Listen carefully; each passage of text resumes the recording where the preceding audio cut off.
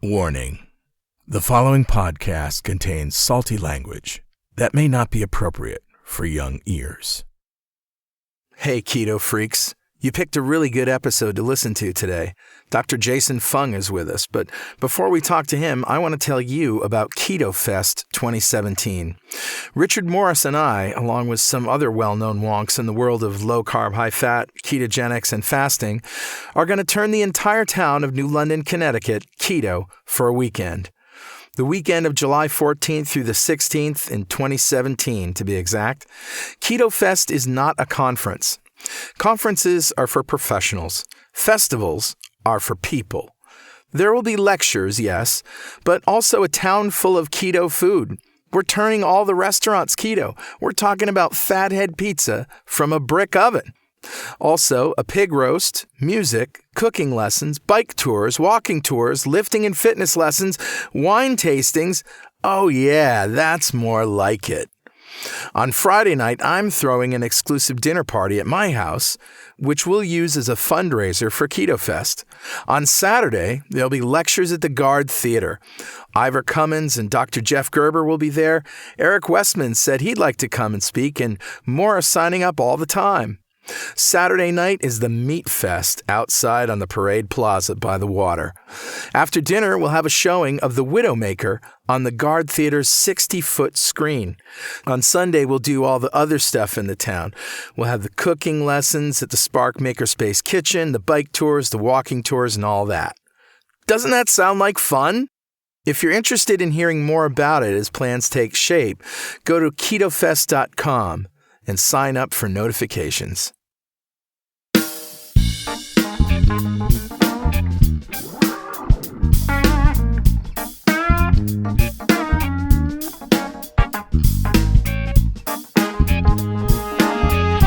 Welcome back to Two Keto Dudes. This is Carl Franklin from Connecticut in the United States. And in February of 2016, I put myself on a ketogenic diet to take control of my metabolism. In just 2.5 months, I managed to reverse all my markers of type 2 diabetes with diet alone. As of now, I'm 70 pounds lighter with no signs of diabetes or heart disease. Hi, I'm Richard Morris in Canberra, Australia. I've been on a ketogenic diet for over 2 years. When I started, I was very sick with complications from type 2 diabetes. Within 6 months of starting a ketogenic diet, all of my biomarkers of disease had disappeared. I've also lost about 70 pounds and I've completely turned my health around. This show is a document of both my progress through ketosis and Richard's experience thriving for over 2 years in ketosis. And hopefully that might help a few people who are curious about this kind of dietary hacking. Yeah, we're not doctors. We don't want to give anyone any medical advice, but we are keen to share our own experiences. We're actually both software developers, so we're not afraid of a little technical detail, are we, Carl? Nah. We have done some research into our own deranged metabolisms and the science behind them, and we hope to share some of that research. Where possible, we intend to put links in the show notes to cite the research supporting any claims that we make. You'll probably work out pretty quickly that we're both foodies. So we also share some of the great food that we eat on this diet, and every episode, both of us share a recipe for an essential keto meal that we eat regularly. So, Richard, let's start episode number 26. Yep. The Obesity Code. The Obesity Code.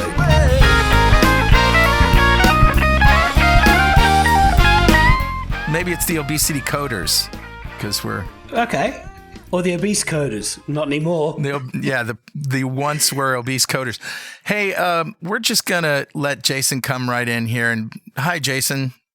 Hey, guys. How are you? We just want you to hang out with us while we do the rest of the stupid things on our show, because if you've got a comment, that's gold for us. So, yeah. Well, congratulations on your progress. I mean, it's, great to hear these sort of stories, because as medical doctors, I see lots of these sorts of people, and unfortunately, they never gain control of their health the way you guys have.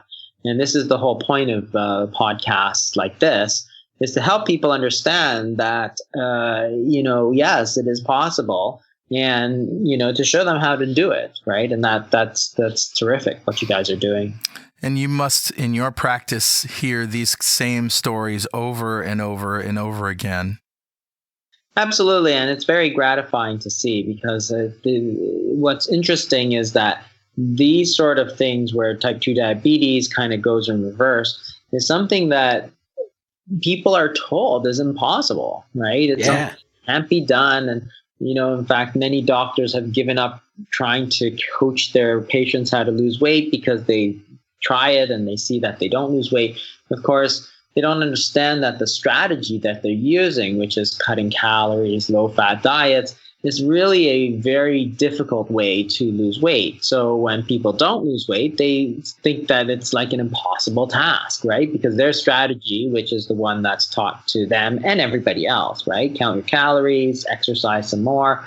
It really works very poorly. The failure rate is in excess of 99%. And that's kind of what the statistics show. But also our randomized control trials show the same thing. So when you try to make people lose weight with calorie cutting and low-fat diets and exercise, it actually doesn't work at all. So we've proven that over and over. And nobody needs to be convinced. Everybody's tried it. And it doesn't work for anybody, right? So none of us has been able to successfully do it. And yet that's the advice that we continue to give. And that doesn't make any sense. And that's why I wrote the Obesity Code, is really to go over some of the basics in terms of what causes weight loss, because nobody ever thinks about that very hard, right?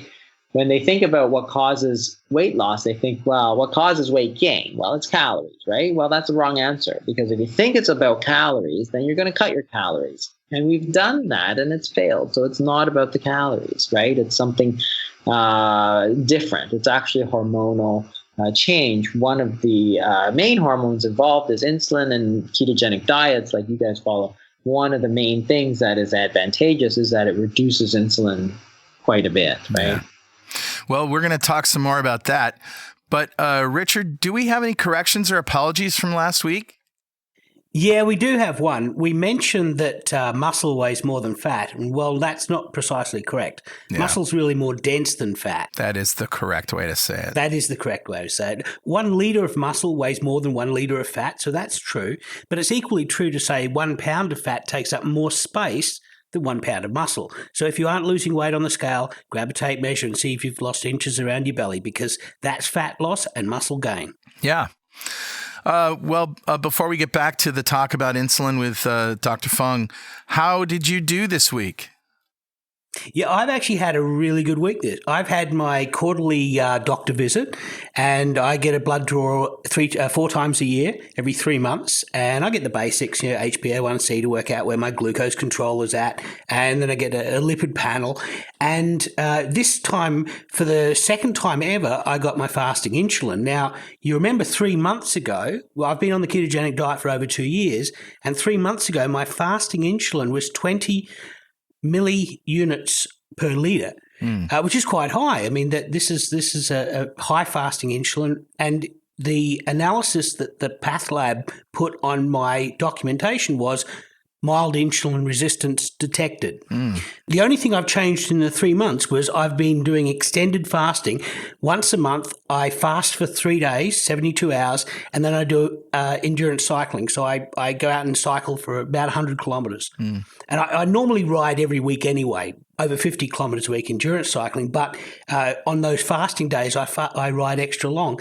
And that was the only thing that I changed in the 3 months. My fasting insulin has dropped to normal range. I'm now 13.7 insulin. And in fact, the Path Lab, when my doctor signed me up for my diagnostics, she obviously put in all of my details, in fact, including that I was a type 2 diabetic. Well, the Path Lab actually came back and said, this guy's not type 2 diabetic. They basically came normal insulin, no insulin resistance detected. Wow. So it was almost a passive-aggressive way of trying to tell my doctor she obviously had gotten the wrong diagnosis when she confirmed me as being type 2 diabetic. That's outstanding. Yeah, and plus my HDL went up and my triglycerides went down. I'm 2.1 trigs over HDL, so I'm so close to getting to that ideal range. So I went out, I posted this on Facebook, of course, and already there's been like 320 shares, so the thing's gone viral. So no, I've had a wonderful week. I've had a great week. How was your week? Oh, it was good. I have perfected the art of getting back on the horse. You fell off again. This was last week. I talked about it. I had started with some ham salad at a deli, And Jason, you probably hear this stuff all the time. You're trying to cut carbs to, for people like us with deranged metabolisms, try to cut carbs and then some sneaks in somehow and you get a little bit of hunger, keep it at bay all day. And then evening comes around and it sort of rears its ugly head and, I'll just have one chicken wing. Oh no, these chicken wings are breaded. Oh no. So, the next thing you know, you're starving and shoving all sorts of food in your mouth and take on a lot of water weight. So anyway, I got right back on the horse. Yeah, and that's the key, right? And that's what happens to a lot of people, and that's why we set up our program the way we do, because there is that kind of long-term follow-up. Because the last thing you want is to kind of get off and then lose control of it. So then that's why we follow people actually fairly regularly, even after they've kind of lost the weight, because it kind of creeps up on you and then you can catch it quickly before it becomes a real problem to get back on. Right. So I noticed that I read your book, The Obesity Code. Richard has too. And we've read your web series on why people get fat and all of that. And in many, many parts, including fasting myths, which is always great fun to read. You're an amazing writer. And I went back and reread your fasting FAQ on the Diet Doctor website. And I noticed that a lot of your answers to the questions, and a lot of the questions are, help me, what do I do, right? A lot of your answers tend to be very common sense, very much, there's so many different ways to approach this and you try them all and do what works for you. It seems like maybe half of the answers were that, because people want to know, should I do this type of IF or extended fasting or? Well, we actually individualize it in the same way, right? So we start off with what we recommend, and then we tailor it according to how people feel and what fits into their life and what doesn't fit into their life and how they feel about it. Exactly. And that's the thing. I think that we've made everything so much more difficult than it needs to be. That is, and even the low carb sites, they get this, you have to be 30% and not 31%, right? I'm like, okay, guys, that's not the real issue here. Nobody counts it to that precision, right? And there's this idea almost that, the more precise you can get, the better you are. But it's like, okay, well, what works for me may be completely different than what works for you, right? And there's nothing wrong with it in either case, right? If you follow one diet and it does you very good, then you should do it. But it doesn't mean that it'll do me the same good. Mm-hmm. And we see this all the time. And I think that part of the problem is that there are lots of different people out there giving advice. But you have to really see who works with people day in and day out with obesity, right? So there are people out there who are essentially scientists, obesity researchers or whatever, which is great. But, there's science and then there's what happens in the real world, right? I mean, it's just like software, right? There's the way it's supposed to work and then there's the way it does work, right? Right? Yeah.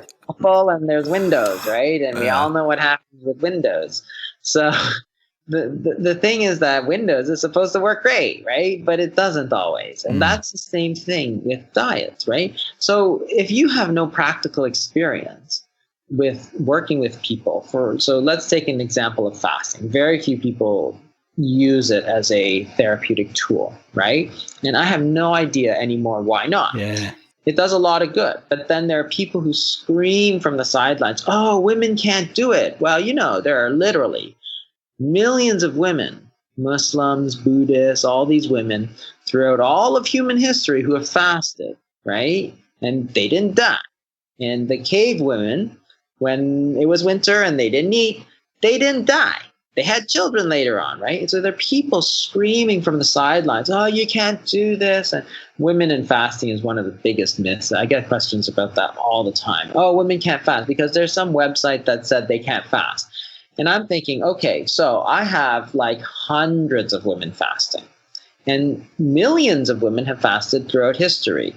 And yet you, with your experience of 0 people, and you've read 2 studies on rats, have decided that women shouldn't fast. And you get featured on a prominent website like Mark's Daily Apple, and all of a sudden you're telling women not to fast. So here's one of the weight loss tools that we have, which is in fact one of the most powerful tools that we have, and you've thrown it in the garbage all because some guy has decided after reading a couple of rat studies that they shouldn't do it, right? It's ridiculous. Or, it burns muscle, and you get this all the time too, right? Oh, yeah. It burns muscle, it burns muscle, it burns muscle. And I always think, well, so let me ask you, how many hundreds of patients do you have who are fasting, and how many complain of muscle loss? Well, I'll tell you, I have 1,000 patients who have fasted, and I have exactly 0 people who have complained of muscle loss. So if I had the first one tomorrow, which I don't know if I will, then that will be a prevalence of 1 in 1,000 or 0.01%, meaning 99.99% of people do this with no problem. Yes, I understand. If your body fat is very low, you will burn muscle, but that's not what I'm talking about, right? I never treat those patients with fasting. I treat people who have a BMI always over 25, usually over 30, right? So what I love about your book and your theories, and you're getting into it now, you say stuff like, why would you chop wood and store it all winter? And then when it's time to build a fire, you throw the sofa on the fire. Yeah. So the thing that strikes me about your approach is that it's very Eastern philosophically, which is that, in the West, we have sort of gotten handed down this patriarchal kind of, from maybe the ancient Greeks who were all about, the mind and the intellect, the power of the triumph of the intellect over the body and over the, this kind of thing, which permeated itself into the Bible. We get dominion over all the animals, and, we're above animals, right? We've risen above them, and therefore we can control them. We can control nature and all of this. And Eastern philosophy is very much the opposite. It's, hey, you know what? Life happens to you. And, how you work within the existing world, you can't change it. You can't change nature. You can only learn how to live in harmony with it. And I think this is essentially your philosophy here. It's like, if you had to decide between millions of years of evolution perfecting our bodies the way that have gotten us to here, and some drug or some new therapy or some controlled, you have to have this many grams of whatever, you'll always side with evolution. Yeah, and that's the thing too. What you're saying is that you've got this kind of people who say this is the way it should be, and therefore you should listen to me. But it's ridiculous again, because think about it. If you decide to do fasting and it really, your body feels worse and you hate it and it feels like crap, and then don't do it, right? It's a tool. Sure. You can use it or you cannot use it, right? I don't care, right? But to throw it in the garbage and never use it and proclaim from your kind of ivory tower that nobody should ever fast because you're going to go into starvation mode, women are going to die, and you're going to burn through all your muscle. And then you've kind of lost the ability to even use that for people who would have benefited tremendously. And I see it every day, right? I see lots of people who benefit from it. And those are people who would not have, right? They would have been told to eat cut 500 calories a day, and they would never have lost any weight, and they would have gone on to insulin and do diabetes and stuff, right? And this is the thing, is that it doesn't make any sense. And then you go back and you say, well, what is their actual qualification to do so? And Nicholas Nassim Taleb has a great analogy. He said, basically, these are the people who are lecturing birds how to fly, right? So I have a huge practice of people who fast, and yet people are telling me that I should or shouldn't tell people to fast based on their 3 or 4 studies that they read and no practical experience. It's like, okay, why am I listening to you? And this is what I usually come up with is I don't listen to you because you have no experience and I have experience, and therefore, you can think whatever you want. I'm not pushing it that everybody must do it. Yeah, there is a short list of people that shouldn't fast, right? Absolutely. And people who do fast, who might benefit, but really find it too hard, you're never going to do it again, right? But what you have to understand is that it's an option for people, and lots of people find it very beneficial and much easier than actual dieting in a traditional sort of sense, right? And for those people, if it works better for them, then they should definitely use it. But if it doesn't work better for them, then they shouldn't use it, right? And, why not? Why do we not let people do it, right? But I don't force it on people, right? And that's the difference, right? That's the Eastern philosophy, or the Eastern sort of approach that, hey, we can do it. Like, you might like chocolate and I might like vanilla, and there's nothing wrong with that, right? Whereas the other people are, oh, you must eat vanilla. It's so good for you. And it's like, but I hate vanilla. Like, no, you don't. You love vanilla, right? And like, no, I don't. Right? You will love vanilla, damn it. Exactly. So, my dog knows more than Kevin Hall about insulin. Oh. Seriously, I've got to do a blog post about this because Bluebell, my dog, had an adrenalectomy, and so she had a very complicated hormonal scenario. But one of the things it did was it tipped her pancreas over the edge, and she became canine diabetic, which basically means she was making no insulin. So we had to inject it for her. And she started putting on weight, and the vet said to us, I want you to restrict her feeding. So we gave her precisely the same exercise, precisely the same food. We're giving her 200 grams morning and evening of kangaroo mints, and that was all she ate. We were giving her 100 units per day of insulin, which is a lot for a small dog, and she was 33 kilograms in size. Well, they did a glucose curve, and her nadir was going below safe range, so they had us bring her insulin down. So now remember, she's having the same food for the entire time. She's doing exactly the same exercise. Calories in and calories out are identical. We're giving her 100 units of insulin. They asked us to drop her insulin. Eventually, we dropped it down to 30 units a day of insulin. Can you imagine what happened? She dropped 6 kilos of weight. Same calories in, same calories out. The difference is the hormonal milieu. And so my dog Bluebell knows more about insulin than Kevin Hall, apparently. The thing that always gets me is that, and it's not so much Kevin Hall, but the whole thing about insulin is very interesting. Because if you think that insulin is the major player in weight gain, and obviously I do, I wrote the whole book about it, right? Sure. But it's very easy to say, okay, well, if I want to test that hypothesis, then give insulin and see if people gain weight. And they do. And then the corollary of that is take away insulin. Yep. Do they lose weight? And they do as well, right? You have type 2 diabetics or whatever diabetics. On insulin, you take that insulin away, they lose weight. So it's like, okay, that's your question. Does insulin cause weight gain? That's your test. But you get all these people that confuse the issue. They're like, oh, but insulin is an appetite suppressant in the CNS, in the central nervous system. Who cares? Who the fuck cares? Right? Nice. Oh, insulin doesn't cause your appetite to go down. Who the fuck cares? Right? Is that my question? That's not my fucking question, right? Exactly. That's the whole point. If you say insulin causes weight gain, do the test. Give insulin, do they gain weight? If it's yes, then that's your answer. Take it away. Do they lose weight? If the answer is yes, then that's your answer, right? And you can do the exact same thing with calories. If you think calories causes weight gain, do the overfeeding study. You feed them more calories. Do they gain weight? Temporarily, yes. By the time you get out to 6 months, a year, all that weight goes down. That's force feeding. You force feed them, food, they gain weight. But when you stop force feeding them, what happens? They go back to their original weight. So it didn't cause weight gain. And you do the same. If you think calories causes weight gain, take away calories. Does weight go down? And we know the answer to that. Every single one of us has done that experiment. And the answer is hell no, right? No. It doesn't work. Right. And it's not because people don't have willpower. It's because it doesn't work, right? So don't confuse the issue.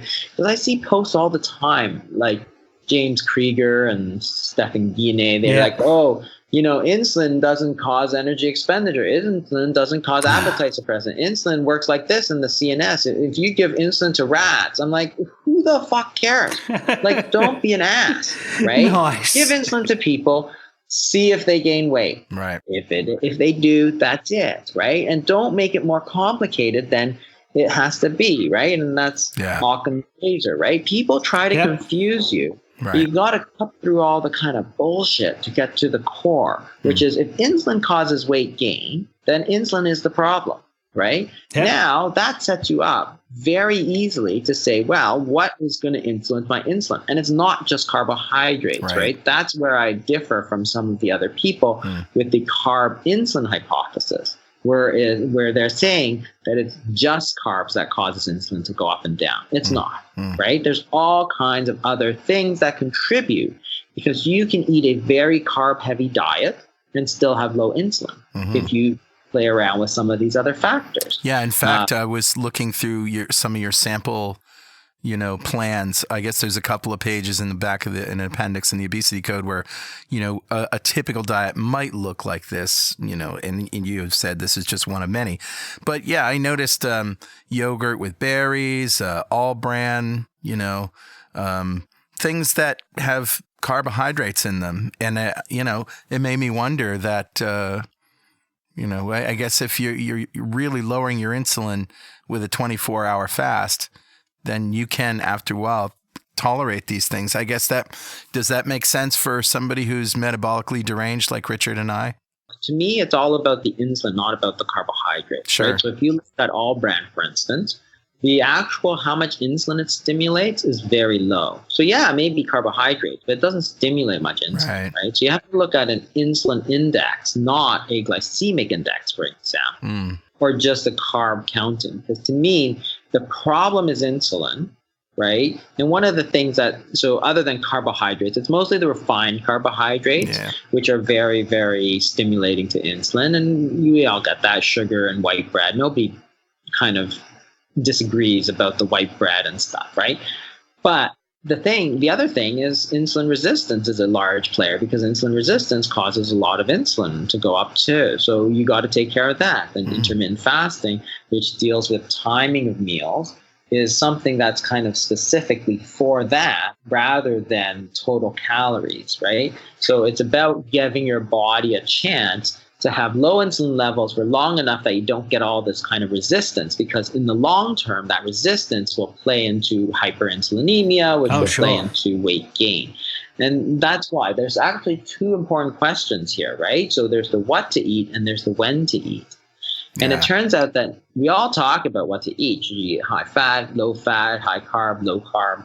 And we talk about it quite a bit. There's actually much more agreement than disagreement, right? You look at all those high carb studies, it's not white bread and sugar, right? It's all like beans and, all bran and stuff that looks really, really like you would lose weight, right?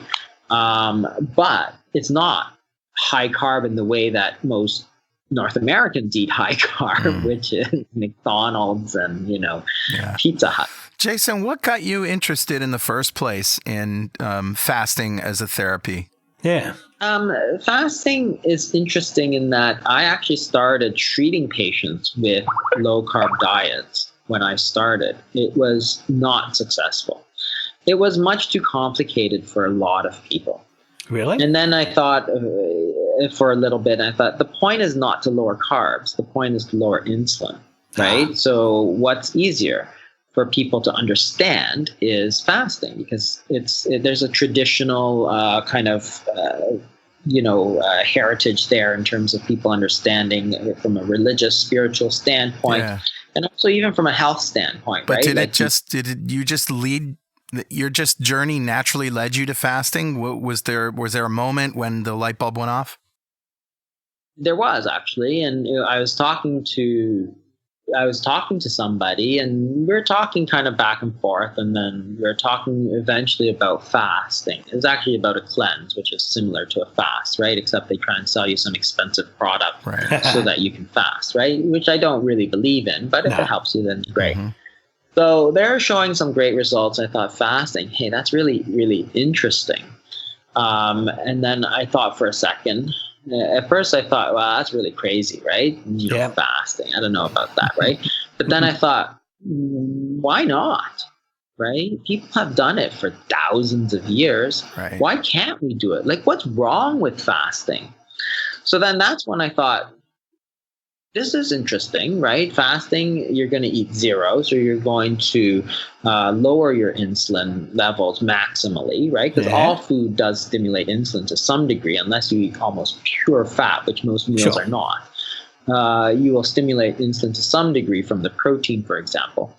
But why not? What's wrong with it, right? And then I thought for a second, and I thought, okay, well, it's been done for thousands of years, right? So there's that history there, which is important. So again, if you look at some of the writings of Nicholas Taleb, who wrote Anti-Fragile, he talks about these things where, one of the things is that if something has withstood the test of time, right, it's probably okay, right? Sure. Because if there was any problems with it, it would have been figured out a long, long time ago. I thought, well, this is really interesting. So you have diets like, I don't know, the HCG diet or whatever, and they're relatively new. People have been doing it for tens of years, not thousands of years, right? Yeah. And even low carb diets, the history goes back hundreds of years. So that it's been tried, it's been done. And this is not just the latest, greatest fad diet, right? Like, quinoa. It's like, all of a sudden you can't live without quinoa. But, that people never ate quinoa, ever, right? Before 2005 or something, right? It's like, or like, you have to eat coconut oil. Well, there's thousands of people, millions of people in the northern hemisphere good point. who have lived for millions of years safely without coconut. Now, I love coconut, right? But that's my point. You don't have to eat it. Or avocados, right? Like, okay, if I live in Canada, we don't grow avocados here. And yet people were still healthy without that. So these things that are kind of the latest and greatest, there's their place. I love avocados. I love coconut. But clearly, if they've withstood that test of time, then there's probably something to it. And that is one of the things that really struck me about the fasting, is that we've done it for so many years. We know it's safe, for sure know it's safe, and yet people have really demonized it. You can't miss a single meal ever, right? Okay, well, and then when I started reading through some of the literature and stuff, I realized that there's actually tons of health benefits to it, right? And that's so then I started using it in my clinics, and I'll say that it's far more successful for me because I deal with many older patients. Maybe they don't understand English so well. They're really not the people on Facebook looking at nutrition studies, right? They are, 65, 70 years old, and they've lived a certain way their entire life, and they want to get better, yes, but they don't know the difference between a carb and a protein and a fat. Like, they just don't. They know what a potato is, but that's about it. You have to tell them about foods and stuff. Do you ease people into fasting with a low carb, high fat diet to ease the sort of the break-off point? Yeah, I think it does a lot better. So ketogenic diets and also low carb diets, because your body's kind of adapted to fat burning already. Anecdotally, the people who do it find a very easy transition.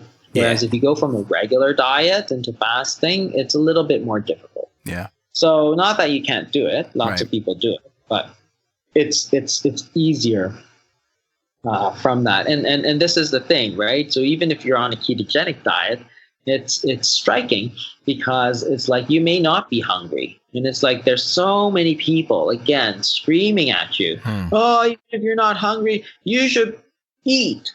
I'm like, that's not going to make you lose weight, right? If you're not hungry, you shouldn't be eating. That's your body telling you, don't put any food in your mouth, right? Yeah. And yet these experts all over the place, especially the universities, like they're just the worst, these university people.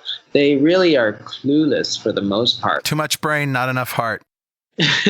Well, they think they're right, but the problem is that they don't have any real world experience. So they keep insisting that you do it their way because they don't know that they're wrong. And it's interesting because I work in the community And I'll tell you that there's a number of other community doctors who do obesity medicine and so on.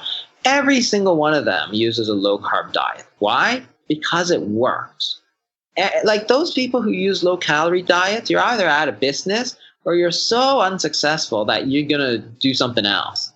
Sorry, Dr. Fung, we're running a little bit short on time, but we want you to participate in this next bit that we call Mail!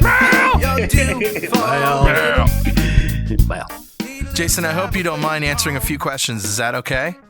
Yeah, of course. Awesome. So this one is from Matthew, and he says, at what point, days or hours, do you get diminishing returns on fasting? Do fat fasts like cream and coffee, bone broth, etc., hinder results versus 0-calorie fast? And is there too long of a fast that causes a decrease in metabolism? Those are a few off the top of my head, he says. So fat fasts are where you have fat and nothing else. So the whole point of fasting, a lot of the benefits, but not all benefits, come from lowering insulin. So if you take pure fat like butter, like bulletproof coffee, then you're going to have just fat and very little insulin response, despite the fact that you're taking a lot of calories, right? So MCT oil, coconut oil, or adding butter, it's a lot of calories, but very little insulin response, which means that you actually get almost all of the benefits of the fasting without actually fasting. Okay, so there's a lot of people say, is it a fast? Well, technically, no. Technically, fasting is like nothing, 0 and 0, right? But there's variation. So the fat fast is one that I think should give very good results. And I think a lot of people have had excellent results with bulletproof coffee, for example, which is probably the most popular here in North America right now. You could use other things. We allow cream in coffee and so on. Bone broth is different. It's not fat. It has protein. So it does have some insulin response. And we use that for longer fasts, so more extended fasts. We sometimes use it also for the shorter ones, the alternate daily fast, but the reasoning is slightly different. So it is going to stimulate insulin. It does have some protein. For extended fast, it does two things. One, because of the protein, you have a lower risk of refeeding syndromes, which can be an issue if you're going very long. So I'm talking 14 days sort of deal, which we do sometimes. And the second thing is it allows you to take enough salt, because on the longer fast, you may actually become quite salt depleted. Mostly not problem. Some people take salt and water, which sounds really gross, except until you're really salt depleted, then apparently it tastes wonderful. I do that, and it works great. Yeah. So you get headaches. People get headaches and cramps if you don't get enough salt. So you can have problems. But the bone broth does that. And so it has a lot of things, but no, it's not a true fast. But we have enough experience to say that most people get the benefits without doing a true fast, and you should do it, right? It's a trade-off here. And I'm not a purist in that I say, you must drink water only for 14 days. If the fasting gives you most of the benefits but makes it 50% easier, that's a good trade-off, right? Because it's a trade-off for sure. And the fat is the same. If you want to take cream in your coffee, if you want to take bulletproof coffee, and it makes the fasting a lot easier and slightly less effective, it's a good trade-off. Right. Yeah. And those are the kind of things you have to play with. Now, if you're not getting the results that you want or you hate it, the bone broth, then don't do it. Go to a classic water only fast or herbal tea or something like that. Something with really 0 calories. Right. So that's the variations, and you have to see which one you are. Everybody's different. So if you do it and it does terribly for you, you don't lose any weight and all this stuff, then don't do it. Do a classic one. In diminishing returns, in terms of weight loss, they have done studies, and the rate of weight loss actually persists for quite some time until you get to a certain point in your body fat where it drops below a certain percentage. So that percentage is probably less than 10, but it's actually probably closer to like 7%, something like that.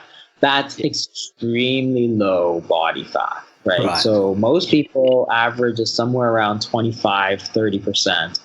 If you're obese, it can creep up towards 50% actually. So it's a lot. There's a long way to go before you see those diminishing returns. Yeah, there's a limit to how much fat, how many calories you can pull out of a pound of fat, right? There's like 31 calories that you can pull out per day of a pound of fat. So the less fat you have, the less energy you've got access to. I'm not really sure. I'm not really sure I agree with that study. I mean, they're saying that there's a maximum fat flux that is, it can only give you so much energy. Therefore, the rest has to come from protein. But that's not what you see when you study. And I don't know if that was a rat study or a human study, but that's not what you see clinically, right? So when you look at what happens to people as they fast for extended periods, you get almost all. So carbohydrate oxidation goes down very low. You get a bit of protein, but it doesn't spike up, right? You're not increasing the amount of protein you're burning. You're still burning protein, right? There's a normal turnover, but it doesn't go up to burn for energy. All that goes up is fat oxidation, which is great.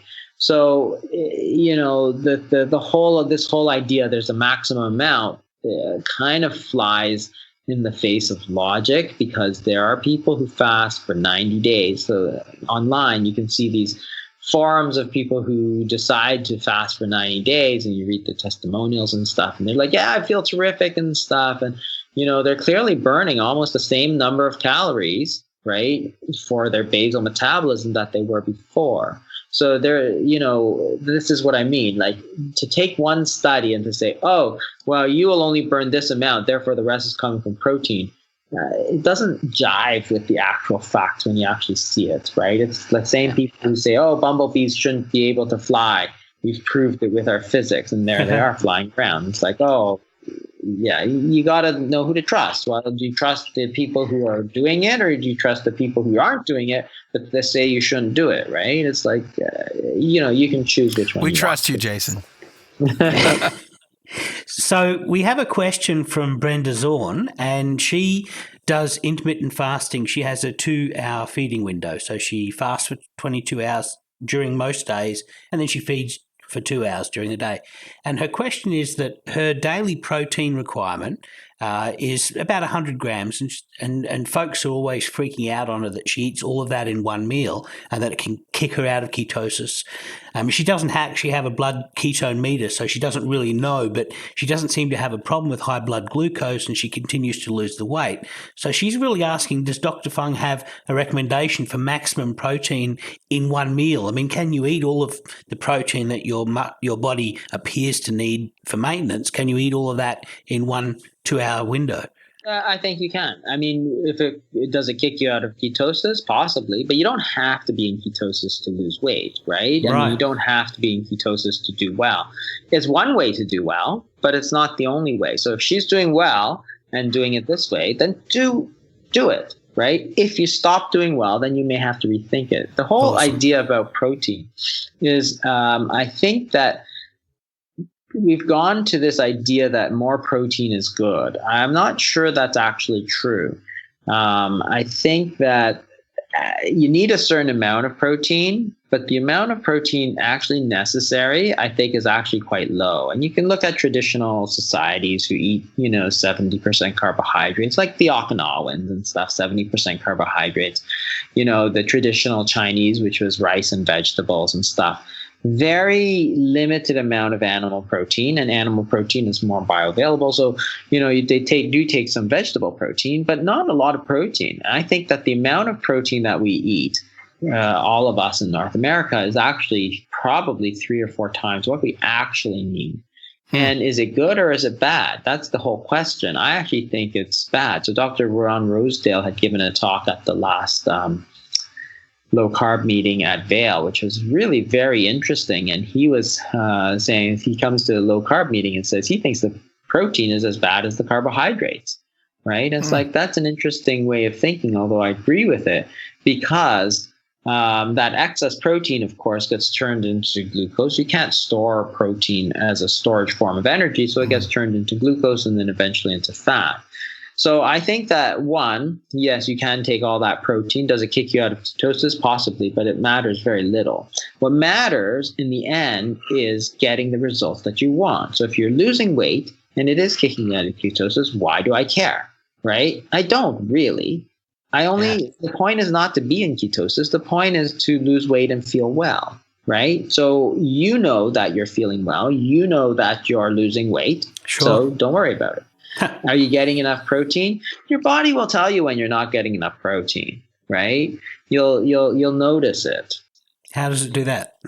Well, your body breaks down proteins into amino acids, right? And when you eat protein, it's amino acids. So you got to think the only way that you can actually become deficient in protein is if you're losing it out of your body, which is your urine and your stools, without replenishing it, right? So when your amino acids go down, you are still going to break down protein, but almost all of that gets reclaimed through the urine and through the stools. Like, again, why would the body be so stupid as to break down these proteins into amino acids, excrete them, and then say, hey, I have no amino acids coming in, and then, kill yourself, right? It's like, hey, that doesn't make any sense. You'd never have survived that way. Right? So your body will know, it'll start to reclaim all its protein, and people have survived on extremely low protein diets. I mean, look at all the Japanese prisoners of war and World War II kind of thing, right? Even when they got calories, it wasn't protein, right? They weren't getting a hamburger. They were getting some more rice, right? Yeah, this is great. And totally digging your answers here, but we got a couple more I'd like to get to. Okay. All right. Karen Mangicotti says, I would like to know about the headaches. I have done broth and salt water and supplements, electrolyte supplements, and I still can't fast without a headache. Have you seen anything like that in your practice? Headaches are very common. So we do try to warn people about them before they start, and it usually goes away. But I had them myself when I started. We notice it all the time with patients. I don't know why, but it happens all the time. Some people actually get migraines, which are even more severe. So we tell people to give it some time because usually as you get kind of keto adapted and so on, the headaches do tend to go away. Staying hydrated is one thing, making sure all your electrolytes. So it sounds like she's doing all the right things. And for the most part, that's what we notice is that it just goes away. If it doesn't, then there's two choices.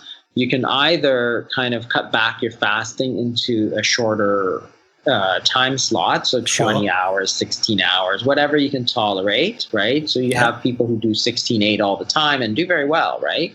But the other option is to do an extended fast, which is really kind of, almost shock therapy. You force your body to make the adaptation to fasting.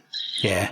You have the headache for a day or so, you take some Tylenol, and then usually after that it goes away. So what is the best period for an extended fast? I mean, I've heard that a lot of the benefits start to kick in at about 24 hours, but we tend to go for 3 hours. I mean, 3 days. What is the ideal time?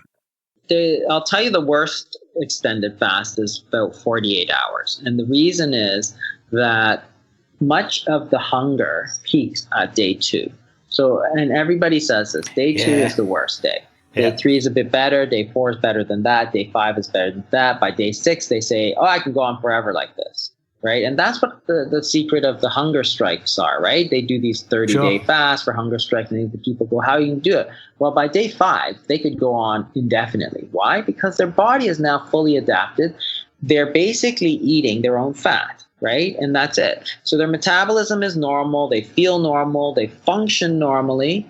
And every day, breakfast, lunch, and dinner is your own fat, which is great. Does the body actually get nutrients, micronutrients from your body fat?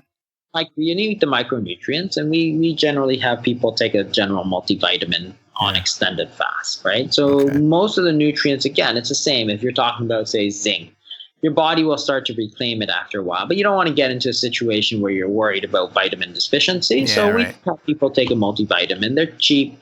They're available everywhere, right? Sure. And it's easy. It's not hard on the stomach for the most part. Not to take the calcium. Sometimes that causes a problem, and the iron sometimes too. But the whole point of the extended fast is that if day 2 is your worst day, then if you do a 2-day fast, you're going to get the brunt of it without getting all the rest of the easy days, right? Yeah. So that doesn't make any sense from us. So we often go 5 to 7, 14, 21 kind of thing, because we know that day 2 is bad. But if you break it at day 2, day 2 is a day that you think you'll never be able to make it, right? Day 3, you think, I can do this. Day 4 is, it's not so bad. Day 5 is like, this is like normal. It's great. So that's why we always say 5 to 7 days is a pretty good thing to enter for. By the time you hit, 10 days and more, you have to start to be a little bit careful about refeeding syndromes, which is where when you start to eat, there's too many changes and you don't feel so good, your phosphorus level drops. The bone broth helps kind of mitigate that a bit. If you're very if you're average weight or underweight, those longer fasts can, be a bit more of a problem. So by the time you hit 10 to 14 days, you're starting to worry about those things. Plus, you have to be much more careful in terms of breaking your fast, that don't go too fast. And every single person has done this. They break their fast and then they eat a lot because psychologically there's this thinking that, and they get a big stomach ache, right? Or diarrhea. Yeah. So every single person gets that, and they very quickly learn that you have to be gentle on these long fasts. So when you get to that kind of 10 to 14 day range, that's when you have to be careful. So with the extended fast, we typically center mostly into that kind of 5 to 10 day, 5 to 14 day range. For people with very severe diabetes, we say it's good to take a break for a while, then do it again. And that's the whole point. But yeah, I would say that's the kind of sweet spot. Just avoid the 2-day fast because it's just psychologically the hardest one to do. And it's interesting in terms of the hunger. One, that's what people always say. And the studies show the same thing. If you look at ghrelin, which is the hunger hormone, peaks at day 2. Every day after that, it goes down and down and down. We find that hour 18 is particularly hard. Yeah. All of us in the group have mentioned hour 18. Yeah, it is absolutely true because if you look at the ghrelin again, it goes up and up and up, right? 18 starts to get hard, but the hunger comes in waves, right? You see the same thing. You let it go, like say, by hour 18 or 24, you're wanting dinner, but you don't have it. It passes, then you feel pretty normal, you go to sleep, right? But then that whole next day, it's still high, right? That second day is still a tough day, right? So you don't want to cut it. That's the day that you don't think you can make it, right? But that you don't want to cut it just as you've gotten over the hump. Sure. One of the guys in our group has mentioned a tip, which is if you start at lunch, you have an early lunch, like 11 o'clock. By the time hour 18 comes around, you're asleep. So you miss it. You miss your first hunger wave. That's a good tip. Actually, I hadn't thought about that. But yeah, that is a very good tip because it is definitely true. And you see this, and if it's if that works, then perfect. But the whole next day, day 2, is always still a very difficult one for everybody, and Well, Jason, thank you very much for joining us here. It's been an extreme pleasure for both of us. Oh, thank you very much. This was great. Thanks, Jason. Heard you say you're due for a little. How outstanding was that? The Fastmaster. The Fastmaster. He's inspired me. I think I'm going to do an open-ended fast. No. Yeah. How long? Who knows? As long as I can go. Wow. Yeah, we'll see. It might only last 3 days. I don't know. Well, you can do that. You can do that on your head. So you'll be fine. You'll be fine. Much respect. Much respect. And now that I'm fasting, let's talk about recipes. Recipes.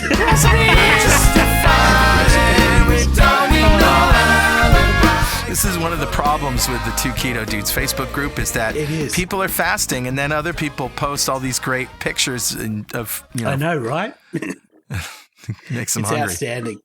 It's always half of the group is fasting, the other half of the group is eating. Right. So we have this unwritten protocol, which is if you're going to post pictures of food, really good food, the first thing you do is say, warning, food porn, imminent. Pictures are in the comments. I think I followed that rule once. I do apologize for everybody, but I blurt out something awesome I've just eaten. I do it all the time too. I'm going to try to be a better person though. Richard, what do you got? You remember I did a versatile tomato sauce, which I'd freeze into ice cube trays. Yeah. Julie's tomato sauce, low carb style. Yeah. Well, I've got a very simple recipe for taking that and turning it into barbecue sauce. Great. And I'd take a shoulder of lamb or beef or pork, and I'd slow cook it and pull it, and then store it in the freezer. So I'd have a little baggie, a freezer bag of pulled meat ready to go. Yeah. So this barbecue sauce, basically what I do is I throw that pulled meat into the microwave to defrost it, throw it into a pan with a little bit of oil, and add my barbecue sauce to it, and basically end up with an unctuous, pulled, slow-cooked barbecue meat in about 5 minutes. That for a meal. Plus, normally I'd have some fennel salad in the fridge. I'd make some of these meals in like 5 minutes, and they would feel like they'd been cooked for hours. And in fact, they had, but it was a lot of prep work. And if you listen back to the cooking show, you'll hear all our techniques for doing this. You need a vacuum sealer, and you need a freezer. But you can spend one day a month cooking and make all of this great food and chop it up into portions and put it in the freezer. And now you're 5 minutes away from a really, really healthy meal. And tasty. Yeah, definitely. So this 2-minute barbecue sauce, basically what I do is I take 2 of my ice cubes of tomato sauce that I've pre-made. Mm-hmm. Now, I sometimes put those tomatoes in the smoker. If I've got a rack left over in my hot smoker, I'll put a muffin tray full of halves of Roma tomatoes, and I'll end up with smoked tomatoes to make my tomato puree. But you don't have to do that to make this barbecue sauce. Yeah, but it's really nice if you do. It is. So I basically get I get 2 cubes of my low-carb tomato sauce. I get a cube of brown chicken stock. Now, you know that I make the brown chicken stock and freeze it in the ice cube trays. Right. So, again, same kind of mechanism. And then I get a teaspoon of Worcestershire sauce. Love Worcestershire. Now, it has a little bit of carbs, not too many, but you're only having a very small amount. But it just gives you that barbecue smoky flavour. I also add in some Splenda. Now, I'll use maybe a teaspoon of the cooking Splenda or 3 or 4 tabs of Splenda. You have to sweeten it. Yeah. Because the other thing we're going to add to it is apple cider vinegar, about a tablespoon of apple cider vinegar. And so you're basically getting the balance of the smoky flavour, the umami sort of flavours of the tomato, the sweet flavour that's produced by the Splenda, and then the sour flavour by the apple cider vinegar. Yeah. And if you happen to have drippings from any meat that you've made, you got to add that. Yeah, absolutely. Yeah. Fond on the bottom of the pan. But so you basically mix these up, and you're making a small batch. Maybe it's about a half a cup worth of sauce, and you throw that on 200 grams of pulled smoked meat that you've defrosted, and you end up with an unctuous, sweet, umami flavored, awesome piece of smoked meat. Isn't it funny how we crave savory stuff and not sweet stuff now? Yeah, absolutely. Yeah. I don't, even though I've just given you a sweet recipe. Yeah, but it's not all sweet though. It's complex. No, it's got the umami. It's got the savory aspect. Those savory protein flavors. Yeah. So that's my recipe is a barbecue, 2-minute barbecue sauce. It's on my blog, and go for it. Awesome. So what have you got, Carl? Well, I did a failed experiment, and I'm not going to talk about that. I was going to talk about that. It was a brisket, and it was a brisket recipe that you smoke on the grill with a smoker box. Right. And the reason it failed is because you're supposed to keep the temperature at 225 degrees Fahrenheit. And unfortunately, even just lighting one burner and keeping the brisket on the complete other side of the grill, I was only able to ignite the chips, which were soaked properly overnight, hickory chips in a box, if it was up at 300 degrees, if it was on full. And so what happened is it got overcooked, it got dried Too hot out. for the meat. Yeah. So I'm not going to talk about that, and I will try the other way to cook brisket on the grill, which is only smoke it for a half hour or so, and then finish it in the oven. Yeah, I do it for about a half hour to get that smoke ring coming in. Yeah. Really heavy smoke environment, and try to keep it as cool, the meat as cool as possible, so that it's not cooking in there and rendering fat. And then I put it in the oven, and I can get a low temperature so that I can just get it to the right temp. So yeah. But the reason I brought it up is because, interestingly enough, I made a barbecue sauce with the drippings that are exactly Your barbecue sauce, exactly the same ingredients. No way. Yeah. I had a little tomato sauce. I had the drippings from the brisket, which included the rub. And the rub was, salt, garlic powder, onion powder, cumin, a little smoked paprika. Oh, yeah. Yeah. And some xylitol, which is my sweetener of choice. Sure. And some salt and pepper. And that went all over it. And then I took the drippings of that and basically did exactly what you said. You would have had to because your meat was dry. So you would have had to have made a sauce to make it palatable. Yeah. I started by putting water in the bottom of the drip pan. About 2 cups of water, which sort of evaporated a little bit, but I got all the drippings in there, added the tomato sauce, added the apple cider vinegar, added even more of the xylitol, and then apple cider vinegar and liquid smoke. Or you can actually smoke your tomatoes, Yeah. That's even better. So I reduced that down to a really, really thick sauce, and that was wonderful. All right, here's my recipe, kids. Okay. This is good stuff. I told you about Cooks Illustrated. Yep. America's Test Kitchen, and Cooks Illustrated is one of their magazines. And Cook's Country is another one. They're not low carb, they're not keto, but they do have really good culinary suggestions. And sometimes the recipes are adaptable. Sure. In this case, it's the best beef stew. Ooh. Yeah. Okay. There's a secret to their best beef stew. Now, when we talk about umami, which is the Japanese word that means that you use unctuous, right? It's that savory flavor that gets you right in the back of the throat, that really rich, meaty flavor. So I think it's glutamate. That's the actual reaction that's actually happening. Yeah. Exactly. So the secret ingredient in Cook's Illustrated Beef Stew, which I borrowed from my recipe, is 3 ingredients: tomato paste, crushed garlic, and anchovies. Anchovies. Ooh, yeah. Yeah, that'll do it. What's great about anchovies is they have so much of that glutamate. Yeah. And yet, if you just chop them up real fine, you don't taste fish. No, it's like in a Caesar dressing. That's the thing that makes a Caesar dressing so tasty. Yeah. This was an amazing discovery. And so here's the recipe. You ready for this? And this is a purely keto, low-carb, high-fat recipe. So you take 3 tablespoons of olive oil. You're going to use 2 at first, and then you're going to save 1 to mix with xanthan gum later to thicken. You need a 4-pound beef chuck roast.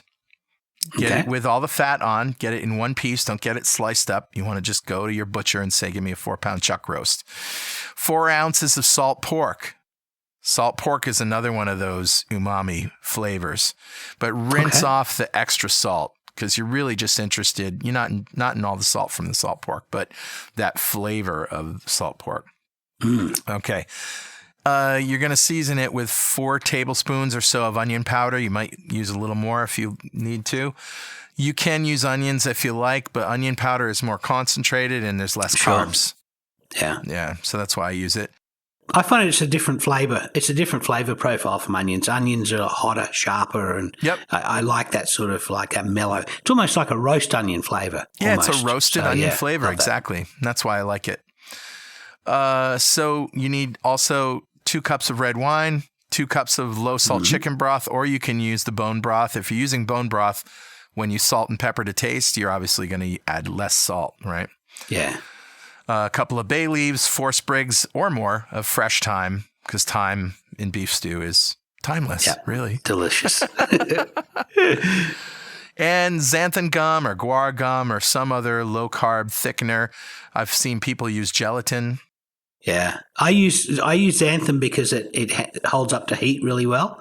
Agar is another one if you really wanted to get solid, but or you use guar gum, I think, for more cold. And gelatin for things that you want to set in cold. So xanthan gum is what I use, and you can find it online too. It's no big deal. So here's what you do. On a stovetop, you get a big, 2-gallon saucepan, some sort of big pot, right? You can use the Dutch oven if you like. Yeah. And put 2 tablespoons of olive oil in the bottom and cut up your chuck roast into cubes. Sure. And this is going to take you a while. If you don't worry about trimming the fat, just make, bite-sized cubes out of this thing. Take half of it and put it in the oil because only half will sort of coat the bottom at one time. Right. And brown them on medium heat for about 7 or 8 minutes till they're browned. Take them off the heat, throw the other half in, brown that for about 7 minutes. Bring the first half back to the pot. And now what you're going to do is add your mixture of crushed garlic, chopped anchovy fillets, chopped really fine, and the tablespoon of tomato paste all mixed up together. And just add that and swirl it around and coat all of the meat with it. All right? Nice. So it's almost a marinade now for the meat. Yeah. And now you just sort of let that cook for another few minutes. And now you add your red wine. 2 cups of red wine. Right. You could think of it as deglazing the bottom of the pan, although there's not much glaze there, to be honest. You know, you're just adding the wine. You want to let that cook down a little bit so that the alcohol has a chance to escape. But let's face it, it's going to cook for a long time, so don't worry about the alcohol remaining. You can feed it to kids. It's not going to be, they're not going to get loopy. All right, now you add your 2 cups of either low salt chicken broth or bone broth or whatever chicken broth you like. And yes, I'm using chicken broth with beef stew. Don't use water and bouillon. It's all just salt. There's no flavor there. If you have beef stock, by all means use it. But chicken stock works really well. You're going to get a lot of beef flavor from this. Yeah, I use chicken stock in just about everything. I'll use a beef stock if I'm making a beef soup or something like that where I want a really obviously beef flavor. But for the most part, we always have a couple of liters of chicken stock in the fridge at all times. Yeah, it makes a nice contrast. Yeah. All right, so now add your bay leaves and your thyme, and basically you're going to let that simmer for quite a long time. Now, some beef stew you make in a Dutch oven and you put it in the oven, like in a 300-degree oven, and just let it warm up and heat up and cook for a while. But I find just simmering it over really low heat, like for 4 hours or so, is really, really good.